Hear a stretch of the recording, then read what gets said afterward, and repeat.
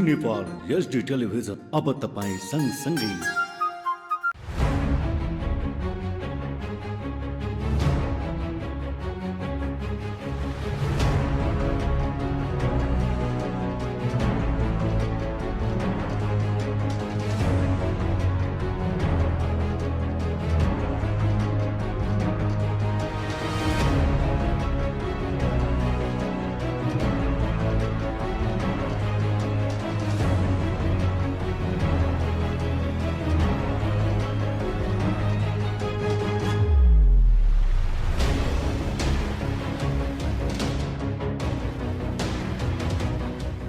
दर्शक नमस्कार। उपभोक्ता इजलास कार्यक्रममा म प्रस्तुता पूर्ण ढकालको यहाँलाई स्वागत छ। नेपालगञ्जको बजार दशकौं पुरानोदेखिको बजार हो। यो बजार हाट बजारको रूपमा पनि परिचित छ।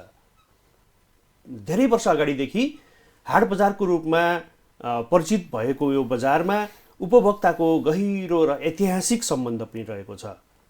नेपालगञ्जको यो बजार उपभोक्ताको माया र ममता पाएको बजार पनि हो र केही समय यतादेखि नेपालगञ्जको बजारमा विभिन्न किसिमका त्यस्ता व्यापारीहरूबाट केही कुराहरू पनि आउने गरेका छन्, जहाँ कालोबजारी, जहाँ चाहिँ गुणस्तरहीन सामानहरू बेच्ने गरेको त्यस्ता कुराहरू पनि आउने गरेका छन्। यस विषयमा एकातर्फ उपभोक्ताको हितमा काम गर्ने संस्थाहरूले नेपालगञ्ज बजारलाई अझ उत्कृष्ट बजार बनाउनको लागि अनुगमन गर्ने पनि गरिरहेका छन् भने अर्कोतर्फ उपभोक्ताका लागि भनेर यहाँ जति पनि अनुगमनहरू गरिन्छ, जति पनि उपभोक्ताका हितका कामहरू गरिन्छ, तर ती कामको रिजल्ट अथवा आउटपुट त्यति पर्याप्त मात्रामा आएको देखिँदैन।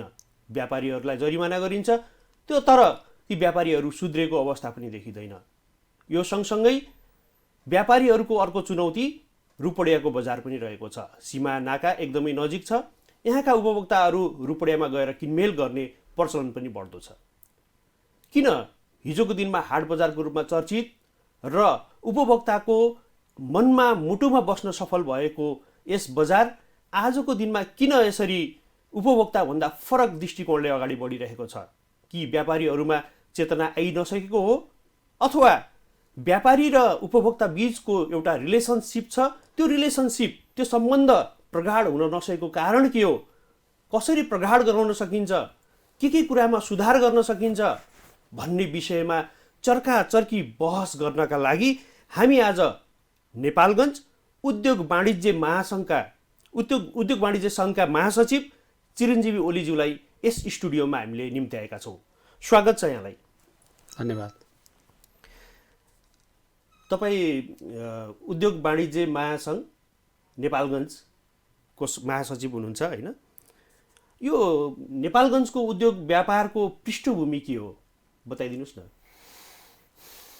साँच्चै नै अब नेपालमा वास्तवमै अब यो पछिल्लो कोभिड लगायतका कारणले गर्दा एउटा किसिमको व्यापारको चाहिँ अवस्था अत्यन्तै दयनीय अवस्थामा गइरहेको बेलामा नेपालगञ्जको चाहिँ व्यापारको पृष्ठभूमिको विषयमा तपाईँले जसरी कुरा उठाउन थाल्नुभयो, अब यो वास्तवमै नेपालमा जङ्गबहादुरको पालादेखिको ऐतिहासिक सहर नेपालगञ्ज वास्तवमै त्यति बेला हामीले सरसर्ती हेर्ने हो भने, एउटा इतिहास हेर्ने हो भने पहाडको मान्छेहरूले घिउ ल्याएर, पहाडको मान्छेहरूले चाहिँ वास्तवमै उत्पादन गरेका घरायसी चिजहरू ल्याएर यहाँ बिक्री गर्ने र यहाँबाट नुन कपडाहरू चाहिँ हामीले पहाड लगेका त्यो हिस्ट्री, त्यो इतिहास हामीले जानेका छौँ र त्यो इतिहास हेरेका छौँ।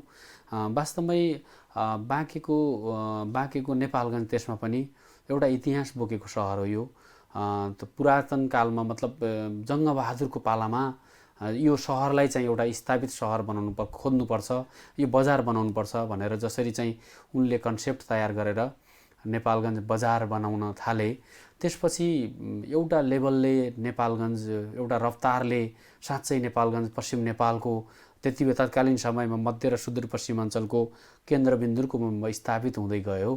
र पछिल्लो समयमा दुर्भाग्य भन्नुपर्छ, सङ्घीयताका कारणले गर्दा कता कता नेपालगञ्जलाई पछाडि पार्न खोजिएको हो कि राष्ट्रिय लेभलमा प्रभुत्व जमाउने खालका नेताहरू नभएर हो कि यहाँ अलिकति चार्मिङ कम हुन्छ भन्ने खालको चाहिँ अलिकति विश्लेषणहरू पब्लिक लेभलमा आइरहेको छ। वास्तवमा यो दुर्भाग्यपूर्ण छ, तर नेपालगञ्जको इतिहास राम्रो छ, इतिहास वास्तवमै राम्रो छ, भविष्यका लागि त्यसै अनुसार प्लान गर्न सक्नुपर्छ। भनेपछि हिजोको दिनमा तपाईँले भन्नुभयो जङ्गबहादुरले परिकल्पना गरेको जुन सहर थियो त्यो सहर त अहिले छैन। तत्कालीन समयमा जुन चार्मिङ थियो त्यो चार्मिङ सँगसँगै आसपासका जिल्लाहरूमा चाहिँ व्यवसाय जुन बजार चाहिँ बनेको थिएन, त्यसबेला ठुलो चार्मिङ थियो नेपालगञ्जको। त्यसपछि बिस्तारै बिस्तारै जस्तो सुर्खेतमा, त्यसपछि अब यतातिर पूर्वतिर अलिकति टाढा जाने भने बुटोलमा, त्यसपछि यतातिर दाङमा, अनि पश्चिम धनगढी जुन स्थापित भयो त्यसले के हो भने कोही माथि जाने हो भने कोही तल झर्नु नै पर्छ। निश्चित रूपमा हिजो नेपालगञ्ज मात्रै थियो, ठुलो भ्यालु थियो, अब आसपासमा चाहिँ तपाईँको डेभलप अलिकति बढी भइसकेपछि कतै कम भएको हो कि भन्ने छ। तर यहाँका उद्योग धन्दा कल कारखानाहरूको जुन चाहिँ अवस्था देख्छौँ अहिले पनि, यहाँका ट्रेडिङ बिजनेस गर्नेहरू व्यापारीहरूको जुन स्ट्यान्डर्ड छ त्यो हेर्दा चाहिँ त्यस्तो हामीलाई त लाग्दैन, तथापि एनालाइसिसहरू त्यस्ता आइरहेका छन्। यो त्यस्तो हुनमा चाहिँ यहाँका व्यापारिक प्रतिष्ठानहरू उपभोक्तामुखी नभएर व्यापारिकमुखी भएर हो कि होइन? त्यस्तो छैन, हेर्नुहोस्, त्यो होइन, त्यो नितान्त त्यो विषय नै फरक हो। नेपालगञ्ज वास्तवमै बाँके जिल्ला पछाडि पर्नुमा यहाँका व्यापारीहरूको हात रहँदैन। राजनीतिक लेभलमा चाहिँ जुन किसिमको पहल कदमी, जुन किसिमको हामीले चाहिँ राजनीतिक रूपमा चाहिँ राष्ट्रिय लेभलमा चाहिँ प्रतिनिधित्व गर्ने व्यक्तिहरूको अभाव खड्किरहेको अवस्था कारणले गर्दा यो समस्या भएको हो। उपभोक्तामुखी त व्यापारीहरू नभएर सुखै छैन, किनभने उपभोक्ताले उपभोग नगर्ने हो भने व्यापार चल्दैन नै। त्यसका लागि हामी त्यसमा सचेत छौँ। अब कहीँ कतै छिटपुट घटनाहरू हुन्छन्, त्यो घटनाहरूबाट सिङ्गो चाहिँ व्यावसायिक क्षेत्रहरूलाई चाहिँ यसो हो भन्न सकिने अवस्था होइन, त्यो भन्नु पनि हुँदैन।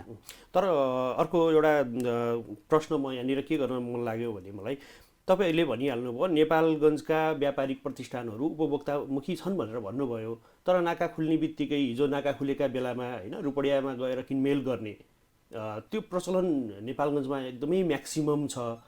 यस्तो हुनुमा तपाईँ के कुरा देख्नुहुन्छ? दुई तीनवटा कुरा छन् यसमा चाहिँ। अब प्रष्ट रूपमा देखिने कुरा के हो भने नेपालको कर प्रणाली तपाईँलाई थाहा छ, आम जनता सर्वसाधारणलाई पनि थाहा छ, कर प्रणाली अलिकति महँगो खालको छ। तपाईँले इन्डियामा जुन मोटरसाइकल किन्नुहुन्छ त्यो मोटरसाइकल नेपालमा त्यसको झन्डै 200% भन्दा बढी तपाईँको कर एड भएर आउँछ र 20,000 पर्ने त्यहाँको मोटरसाइकल यहाँ आएर हामीले लाखमा खरिद गर्नुपर्ने परिस्थिति छ। यो त एउटा उदाहरण मात्रै भयो। यस्ता अरू चाहिँ तपाईँको उपभोग्य सामानहरू पनि त्यो परिस्थिति छ। इन्डिया र नेपालको कतै स्टेट वाइज चाहिँ भ्याटको चाहिँ सिस्टम फरक छ इन्डियामा चाहिँ। अब नेपालमा अलिकति महँगो भएको कारणले केही महँगो हो कि भन्ने लागेको हो। तथापि हामीले त दाबी गर्छौँ, हेर्नुहोस्, नेपाल र इन्डियाको रेट फरक हुँदैन, भएको छैन। अब कतै छिटफुट हुने कुरा एउटा रहे, तर समग्रमा के हो भने तपाईँले यहीँ रुपैडियाको सीमा बजारमा हेर्ने हो भने तपाईँ कस्टमर एकचोटि गएर त्यहाँ बानी एउटा कन्सेप्ट यस्तो बसालिएको छ, यसमा धेरै दोषी देख्छु के मैले चाहिँ। म तपाईँलाई प्रश्न भन्छु, यहाँका हाई लेभलका नेताहरू पनि तपाईँको रुपैडिया गएर पर्चेसिङ गरेर आउँछन्, यहाँका हाई लेभलका कर्मचारीहरू रुपैडिया गएर पर्चेस गरेर आउँछन् अथवा खरिद गरेर आउँछन्। यो कसको दोष हो? होइन, हामीले नेचर सुधार्ने तपाईँ हाम्रो होला नि। आम सर्वसाधारणले चाहिँ तपाईँको लाई जसरी हाम्रा गाउँका चाहिँ नेताहरू, हाम्रा चाहिँ अलिकति प्रबुद्ध लेभलका चाहिँ कर्मचारी, नेपाल सरकार कर्मचारीहरूले जस्तो सिक्यो त्यस्तै सिक्ने हो नि त तल। हामी त अवेरनेस दिइरहेछौँ। नेपाल र इन्डियाको चाहिँ रेट खासै त्यस्तो फरक छैन, केही फरक होला, केहीमा मात्रै फरक होला, तर अधिकांशमा चाहिँ यता र उताको फरक छैन। तपाईँ हेर्नुहोस्, यहाँबाट उहाँ जाँदा त्यो व्यवहार, उतापट्टिका व्यापारीहरूले गर्ने व्यवहार जुन छ तपाईँको चाहिँ नि, त्यो व्यवहार हेर्ने हो भने मान्छे एकचोटि गएको जाँदैन। तर के त भने यहाँ हामीलाई मानसिक रूपमा यस्तो वास गरिएको छ, त्यो संरचनाले त्यस्तो बनाइदिएको छ, यहाँका तपाईँको चाहिँ हाई लेभलका मान्छेहरूले त्यस्तो बनाइदिएका छन्। त्यस कारणले गर्दा पहिलो कुरा त यहाँका सभासद, यहाँका प्रशासक, यहाँका लिडरसिप रहने चाहिँ नेताहरूले यो कुरा बुझ्नु जरुरी छ र बुझाउन जरुरी छ कि नेताहरूले चाहिँ जनतालाई तिमी चाहिँ पारी जानु हुँदैन, यहाँ किन्यौ भने तिमीले चाहिँ किनेको पैसाले चाहिँ नेपाल सरकारमा कतै न कतै चाहिँ सपोर्ट हुन्छ, होइन, कर बढ्छ। अनि त्यो सँगसँगै तिमी यहाँ आत्मविश्वासका साथ यहाँ आफ्नो आत्मविश्वासका साथ यहाँ किन्न सक्छौ भन्ने कुरा चाहिँ हामीले बुझाउन सकेका छैनौँ। नबुझाउन सकेका कारणले यो समस्या भएको, तर धेरै चाहिँ त्यो चेन्ज त भइसकेको छ। पहिले र अहिलेको एउटै छैन अहिले चाहिँ त्यो हिसाबले। उपभोक्ताले त मूल्यमा तुलना गर्छ होइन, बोर्डर नजिकै भएको कारणले गर्दाखेरि रुपडिया जान्छ उपभोक्ता, एउटा सामान खरिद गरेर लिएर आउँछ। अर्कोचोटि नेपालगञ्ज बजारमा जाँदाखेरि त्यही सामान उसले चाहिँ महँगोमा किन्नु परेको गुनासो पनि आइरहेको छ। अब महँगोको रेटको कुरा गर्ने हो भने तपाईँले भ्याट ट्याक्सको कुरा गर्नुभयो, त्यो लगायत पनि रेटमा धेरै नै डिफ्रेन्ट भएको गुनासोहरू पनि आउँछन्। यसलाई समायोजन गर्न नसकेर यो क्रम बढेको हो कि यसलाई कसरी लिनुहुन्छ? यस्तो छ, यो भारतीय यहाँ नेपालगञ्जको मात्रै होइन, सीमा बजारको समस्या देशभरि नै र अन्तर्राष्ट्रिय लेभलमा पनि कतै न कतै फेरि के भने सीमासँग जोडिएका बजारहरू भएका ठाउँहरूमा यो समस्या छ। हेर्नुहोस्, यहाँ मात्रै होइन। तथापि हो के भने समायोजनको कुरा, मुख्य कुरा त समायोजनमा दुई तीनवटा कुराहरू चाहिँ जरुरी छ गर्न चाहिँ। एउटा कुरा त तपाईँले भन्नुभयो, व्यापारीले एउटा निश्चित मार्जिनले मात्रै काम गर्ने वातावरण बनाउनुपर्छ। हामी 10%, 20%, 25% म्याक्सिमम कतिसम्म खान सक्ने मार्जिन र यो पूर्ण प्रतिस्पर्धात्मक बजार यसैलाई नै कसरी गराउन सक्ने भन्ने हेतुका साथ चाहिँ व्यवसायहरू चाहिँ अगाडि बढ्नुपर्छ।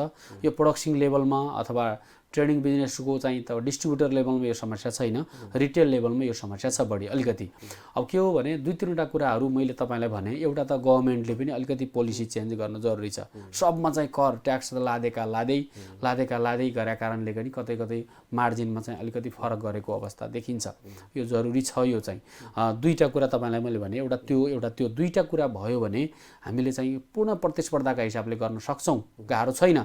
तर पनि अहिलेकै परिस्थितिमा पनि त्यस्तो होइन। तपाईँले जसरी भनिराख्नु भएको छ, तपाईँले आएका कुराहरू केही सत्य होलान्, तर सबै व्यापारी कहाँ त्यस्तो छैन। सबै व्यापारिक प्रतिष्ठानमा चाहिँ छैन। हरेक ठाउँमा चाहिँ तपाईँको महँगो भइदिए त यहाँका व्यापारी नै कसरी चल्थे र? नेपालगञ्जको त चार्मिङ छ नि, आज पहाडी जिल्लाहरूबाट चाहिँ आउनेहरूको सङ्ख्या अहिले पनि त्यस्तो किसिमको छ नि।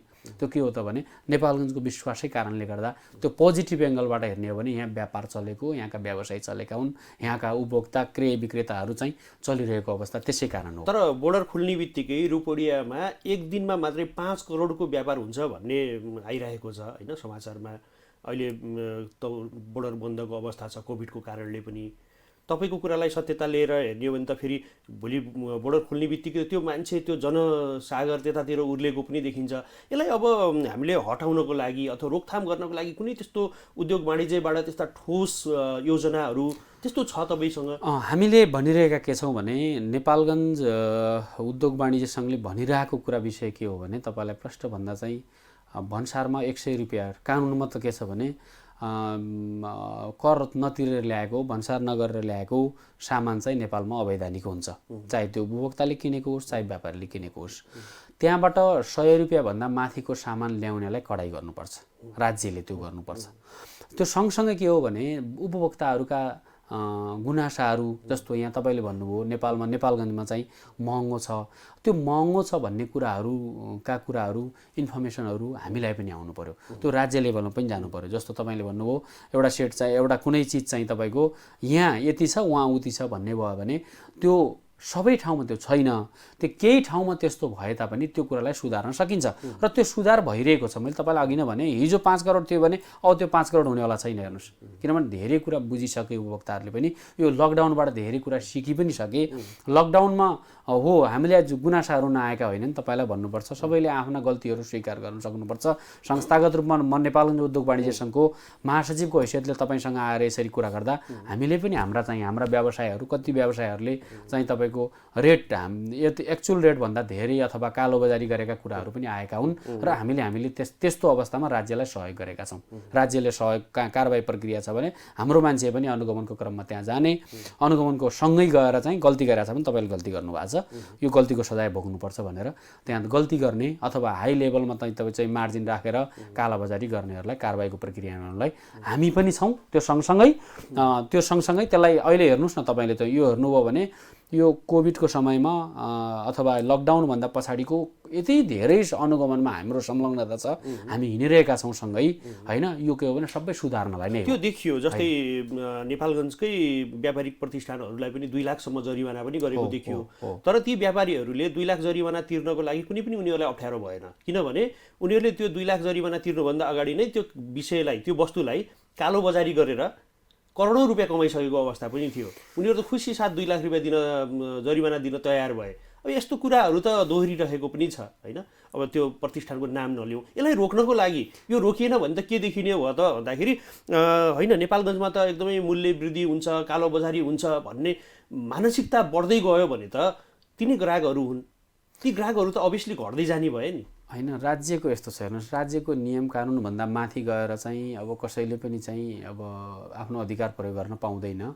2 लाखसम्म चाहिँ जुन जरिमाना गर्ने चाहिँ सिस्टम थियो, त्यो सिस्टम ले चाहिँ जरिमाना गरिएको। अब करोडौँ कमाएको भन्ने कुरा त अब यो हेर्नुहोस्, अब यहाँले भनेका कुरामा चाहिँ कतै अब सत्यता पनि होला, कतै अब सत्यता नहुन पनि सक्ला, यिनी भनिएका कुरा भए होइन। अब कसले कति कमायो र कमाएको कुरामा चाहिँ अब लिगल्ली कति चाहिँ देखाएको छ, त्यसको डिकोड उसबाट पनि देखिएला त्यो कुरा त। अब त्यसका प्रोसेसहरू त थुप्रै छन् नि। अवैधानिक रूपमा कमाएको सम्पत्तिहरूलाई छानबिन गर्ने निकायहरू पनि छन् होइन। अब सम्पत्ति शुद्धिकरण आयोगदेखि लिएर थुप्रै छन्। उसले चाहिँ व्यापारै लिगल्ली व्यापार गर्न खोजेको चाहिँ होइन। मैले प्रसङ्ग जोड्न खोजेको चाहिँ उनीहरूलाई जरिमानाले मात्रै पर्याप्त नभएको जस्तो देखियो भन्न खोजेको मैले। यस्तो छ अब यो हेर्नुहोस्, जरिमाना हामीले तपाईँलाई चाहिँ ठ्याक्कै अब यो स्टुडियोबाट भन्दा के हो त भने जरिमाना म आफैमा जरिमाना हो, सजाय हो एउटा किसिमको। त्यो सजायलाई हामीले मानेर जाने र नेक्स्ट टाइममा फेरि पनि इन्फर्मेसन आयो भने त फेरि पनि त परिहाल्छ नि। फेरि के हो भने फेरि गर्दा त उसलाई पनि त एउटा किसिमको चाहिँ गिल्टी फिल होला, समाजले पनि यसले चाहिँ यस्तो गरेर कमाएको सम्पत्ति रहेछ, पटक पटक छापा हानेर यसरी भयो होइन, अब यसले यसरी चाहिँ तपाईँको चाहिँ गल्ती बियर गर्न सकेको छैन भन्ने कुरा चाहिँ सोसियल सेक्टरबाट पनि हामीले त्यसलाई चाहिँ अलिकति चाहिँ अब त्यो बहिष्कार गर्ने चाहिँ प्लानिङ गर्न सक्नुपर्छ। समाजले गर्छ, गरेको पनि छ कति ठाउँहरूमा। तर पनि के त भने अब सजाय भने सजाय हेर्नुहोस्, 2 लाख गरे, कसैले 10,000 पनि गरे होला, कसैले लाख गरे होला, कसैले 50,000 गरे होला, सजाय हो। अब तपाईँले भने जस्तै चाहिँ करोडौँ कमाएर 2 लाख तिर्नलाई गाह्रो होइन भन्ने कुराको तर्कमा अलिकति मेरो असहमति कहाँ हो भने अब सजाय उसले कति कमायो भन्ने कुरा चाहिँ त्यो अब फरक पाटो भयो होइन। तर सजाय गरेको छ जुन चाहिँ राज्यले, अब त्यो त्यसमा हाम्रो सहमति छ।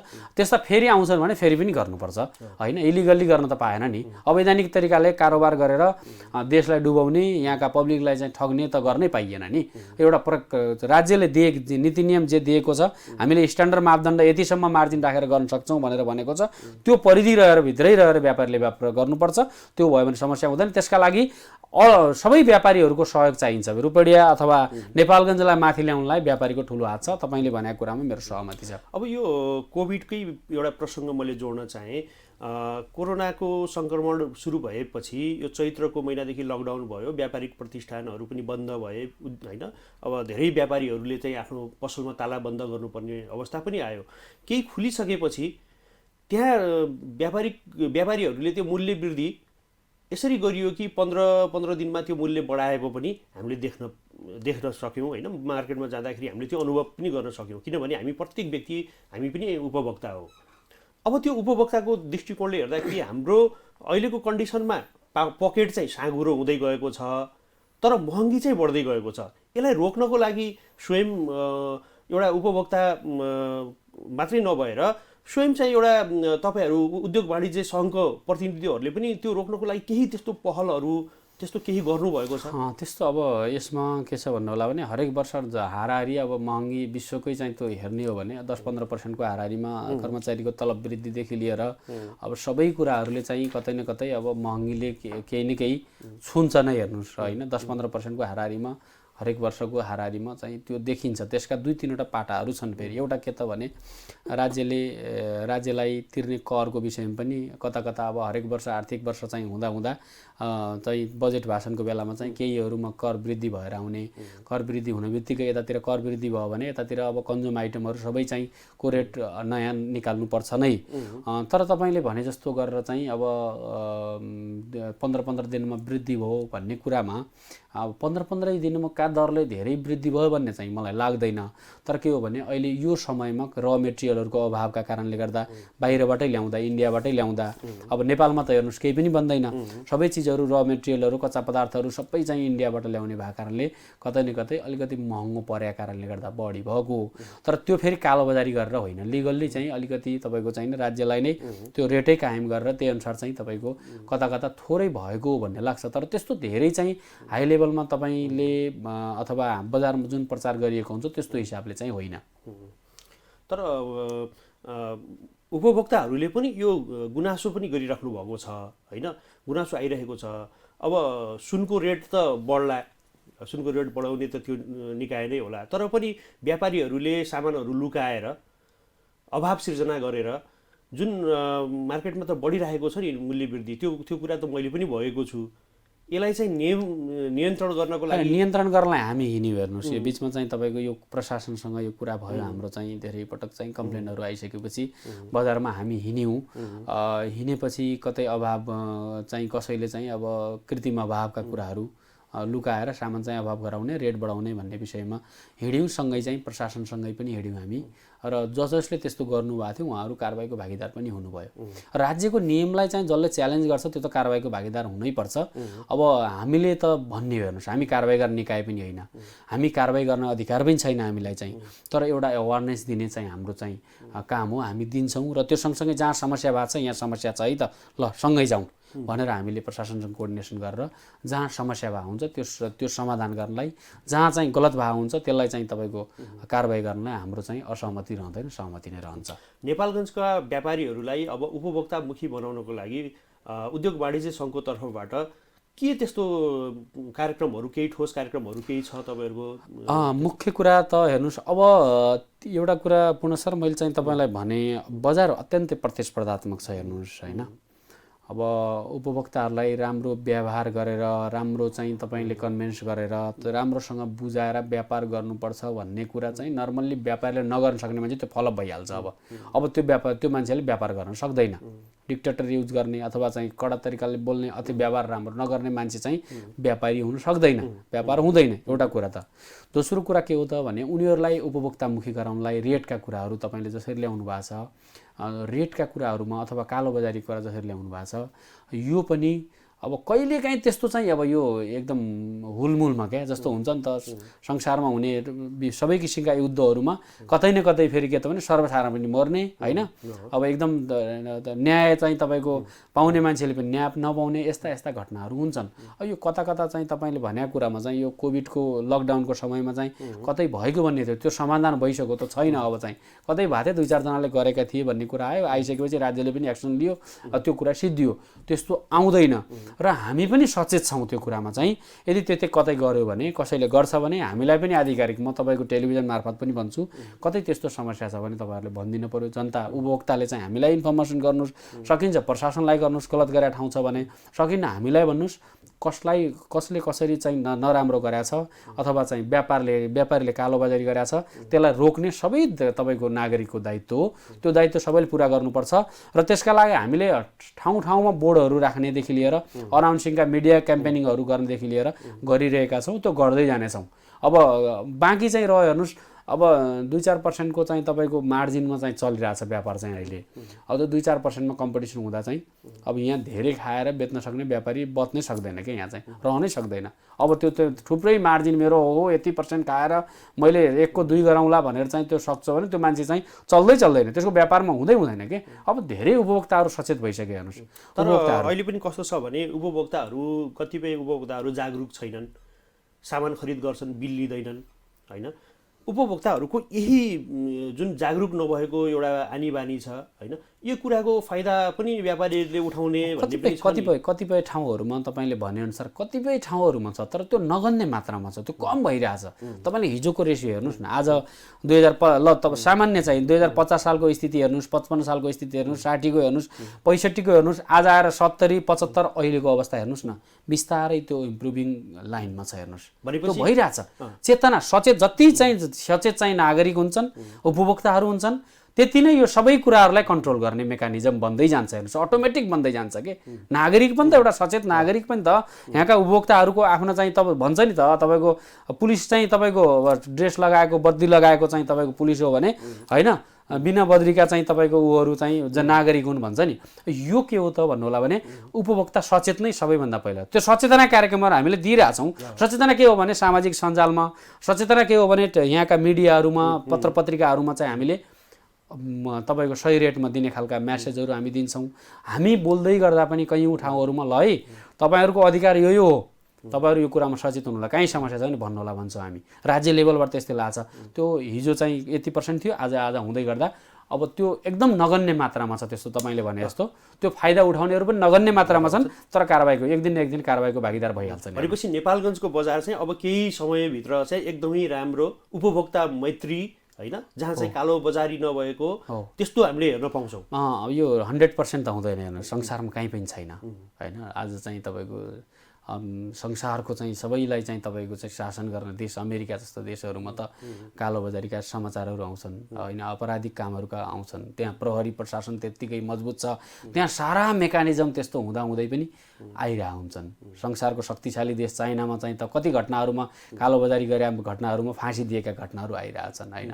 अब यो के अधिकार दुरुपयोग गर्नेहरूलाई चाहिँ सजाय दिइरहेछ, तर पनि रोकेको छैन नि, 100% काहीँ पनि हुँदैन। तर हिजोको रेसियो जे थियो त्यो हुँदैन। अब उपभोक्ता सचेत छन्, हामी सचेत छौँ, हामी व्यापारी सचेत छौँ। अब हामीले चाहिँ जसले धेरै मार्जिन राखेर चाहिँ व्यापार गर्छ त्यो व्यापारी रहनै सक्दैन, किनभने प्रतिस्पर्धात्मक व्यापार छ। नेपालगञ्जमा आज 10,000 व्यापारीहरू छन्। बाँके जिल्लामा आजका दिनमा तपाईँले एकदम लिगल्ली काउन्टिङ गरेर 10,000 भन्दा बढी चाहिँ व्यावसायिक फर्महरूले कारोबार गरिरहेका छन्। एउटा मात्रै होइन, दुईटा मात्रै होइन, 10 होइन, 50 होइन, 100, 10,000 छन्। अनि कतै न कतै भने के एउटा व्यापार लाइनमा गर्ने मान्छेहरू 100 मान्छेहरू छन्। एउटाले मोबाइल बेच्छ भने 100जना मोबाइल व्यापारी छन्। आज तपाईँको चाहिँ के अरे चामलको खाद्यान्नको आइटम गर्ने मान्छेहरू 100 छन्। के भने छ नि, भनेपछि के त भने प्रतिस्पर्धा छ हेर्नुहोस्। यहाँ नभए उहाँ तपाईँले त त्यो भन्नुहुन्छ, म कहिलेकाहीँ म त्यति त भ्याउँदिनँ होइन। मेरो पनि रिटेल सप छ, मोबाइलको रिटेल सप छ। कस्टमरहरू कति हामीले चाहिँ कल्पना नगरेका मान्छेहरूले आउँछन्, हेर्छन्, कति हो भन्छन्, यति हो, यतिमा दिनुहुन्छ भन्छन्, 20,000को सेटलाई 10,000 भन्छन्, हेर्नुहोस् दिनु सकिन्न जान्छन्। यति बार्गेनिङ गर्दै हिँडिरहेको हुन्छन् नि, सचेत छन्। अब काहीँ कतै त्यस्तो चाहिँ तपाईँको हुन्छ हेर्नुहोस्, एकदम नगण्य मात्रामा ती घटनाहरू हुन्छन्। ती घटनाहरूलाई त तपाईँको चाहिँ नि अब आज नहोला, भोलि नहोला, पर्सि चाहिँ एक दिन गलत गर्ने मान्छे फसिहाल्छ। हामी कार्यक्रमको अन्तिम चरणमा छौँ। तपाईँलाई अब यो उद्योग वाणिज्य सङ्घको तर्फबाट केही भन्नुपर्ने केही कुराहरू छन् भने? यहाँले जसरी चाहिँ यो यहाँको जुन चाहिँ सञ्चार क्षेत्रको एउटा राम्रो चाहिँ टेलिभिजनमा बोलाएर आफ्ना अवसर राख्ने दिनु भयो, मेरो अवसर दिनुभयो, मलाई धन्यवाद दिन चाहन्छु तपाईँलाई। सबैभन्दा पहिले म आम उपभोक्ताहरूलाई, सबै व्यापारी साथीहरूलाई, व्यावसायिक प्रतिष्ठानहरूलाई के भने सबैले आफ्नो ठाउँबाट आफ्ना जिम्मेवारी पुरा गरौँ। जिम्मेवारी पुरा गऱ्यौँ भने नेपालगञ्ज यो सहरलाई, यो बजारलाई हामी सुन्दर बनाउन सक्छौँ। यहाँ आउने उपभोक्ताहरू आज चाहिँ यहाँ यति महँगो छ, त्यस कारणले नेपालगञ्ज जानुपर्छ है, नेपालगञ्जमा सस्तो पाइन्छ। नेपालगञ्जमा चाहिँ अत्यन्तै पोलाइट तरिकाले व्यवसायीहरूले हामीलाई चाहिँ कोच गर्नुहुन्छ र मलाई चाहिँ एकदम व्यवहार मन पर्यो। यहाँ गयो भने हामीले वास्तवमै राम्रा चिजहरू पाउँछौँ, क्वालिटीका चिजहरू पाउँछौँ भन्ने इन्फर्मेसन दिनका लागि हाम्रा केही कमजोरी छन् भने त्यो सुधार्न जरुरी छ। तपाईँ हामीले सुधारिसकेका पनि छौँ धेरैले। अब कतै त्यस्ता समस्याहरू छन् भने त्यसलाई सुधार्ने। अब व्यवसायलाई चाहिँ वास्तवमै प्रोफेसनल म त भन्छु यहाँहरूलाई मेरो आग्रह के हो भने प्रोफेसनल बिजनेसको प्र्याक्टिस जरुरी हरेक व्यापारीले गर्न जरुरी छ। न कममा बेच्न मिल्छ। प्रोफेसनल चाहिँ बिजनेस भनेको घाटा खाएर बिजनेस पनि हुँदैन र हाई लेभलमा मार्जिन राखेर पनि व्यापार गर्नु हुँदैन। त्यसले के हो भने हामी पूर्ण प्रतिस्पर्धात्मक बजार शैली जुन संसारका धेरै प्र्याक्टिसहरू छन् त्यसको कतै न कतै फलो गरेका हुन्छौँ र त्यो फलो गर्न सकियो भने हाम्रो नेपालगञ्जलाई चाहिँ हिजोको जे थियो त्यो रहिरहनलाई चाहिँ हाम्रो ठुलो भूमिका रहनेछ, व्यावसायिकको भूमिका रहनेछ। त्यसमा चाहिँ तपाईँ हाम्रो ठुलो हात छ भन्ने आग्रह गर्न चाहन्छु। अब बाँकी त अब नर्मल्ली यिनै हुन्, हामीले गरिरहेका छौँ। समय दिनुभयो र महत्त्वपूर्ण समय सँगसँगै महत्त्वपूर्ण तर्क पनि दिनुभएकोमा यहाँलाई धेरै धेरै धन्यवाद दिन चाहन्छु। धन्यवाद छ यहाँलाई पनि। दर्शकवृन्द, अर्को साता नयाँ व्यक्तित्वको साथ हामी फेरि उपस्थित हुने बाचा गर्दै हेर्दै गर्नु होला GID टेलिभिजन। नमस्कार।